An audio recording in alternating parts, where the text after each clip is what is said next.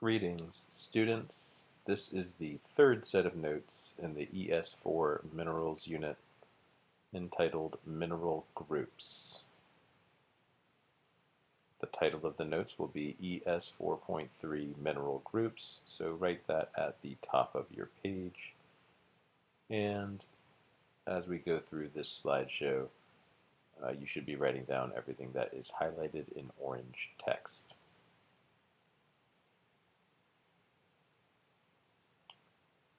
First off, we're going to talk about something called native minerals. Native minerals are elements that can be found alone in elemental form.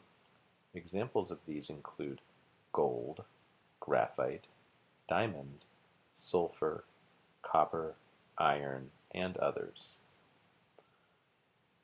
But these native minerals are the exception. Most minerals are compounds, the result of bonding between two or more elements.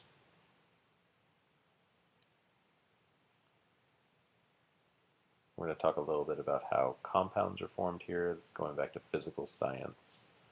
Many minerals contain a metal. Metals like to bond with nonmetals, and they're called ionic bonds. In ionic bonding, electrons are transferred between atoms. That creates a positively charged atom and a negatively charged atom. The atoms stay stuck together because of an attraction between the ions, which are charged particles. In this bonding process, metals lose electrons to become positively charged cations, and nonmetals that they bond with are negatively charged anions. Negative is attracted to positive. So the anion is what determines the mineral group. Silicate groups contain a silicate ion with silicon and oxygen. Carbonate groups contain a carbonate ion with a CO3.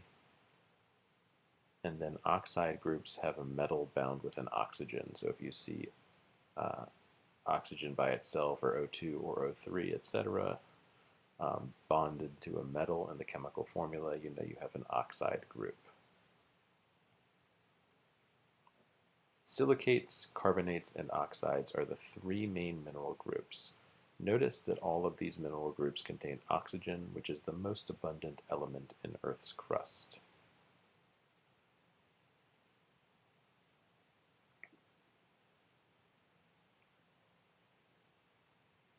Silicates. Silicates are minerals containing silicon and oxygen. The most common group of minerals in Earth's crust are the silicates, and you got to remember that. Examples of silicates include quartz with a chemical formula of SiO2, feldspar, mica, and olivine.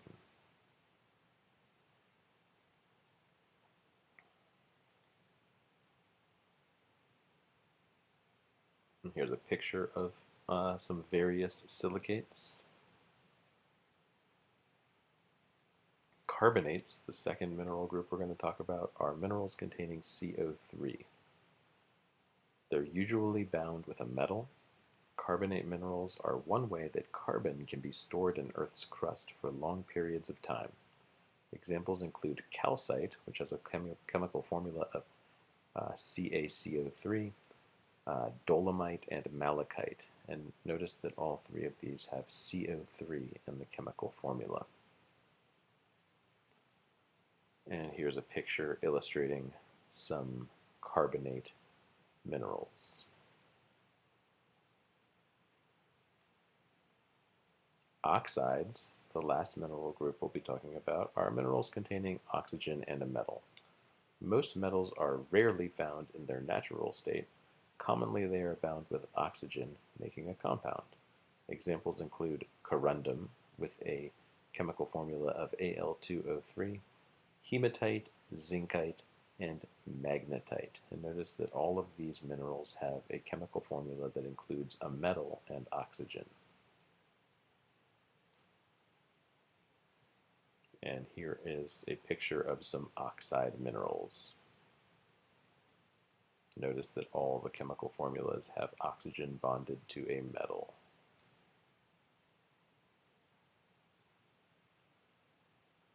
So I'm going to go through a few slides here where I show you a mineral, and if we were doing this in person, the idea would be that you identify which mineral group um, the mineral is from. So for example, barite uh, has a chemical formula of BaSO4 that contains silicon and oxygen, so this is a member of the silicate group.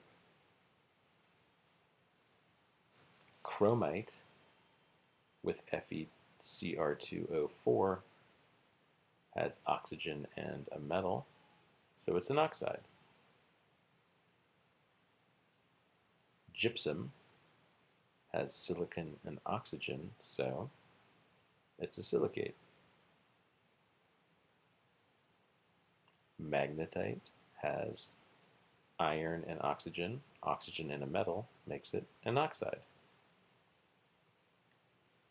Dolomite has a CO3 as part of its chemical formula, so it's a carbonate. Malachite also has a CO3 as part of its formula, so it's also a carbonate. Talc, with a chemical formula including silicon and oxygen, makes it a silicate.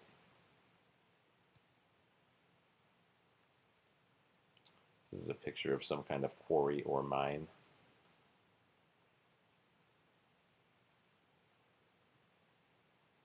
Let's talk a little bit about ores. An ore is a mineral that has a high concentration of a certain element, usually a metal. Ores have monetary value and are often mined for a profit.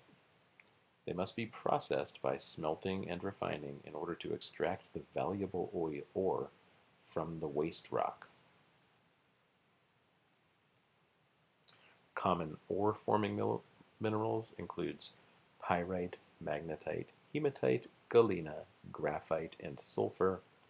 Common rock-forming minerals are calcite, quartz, mica, and feldspar.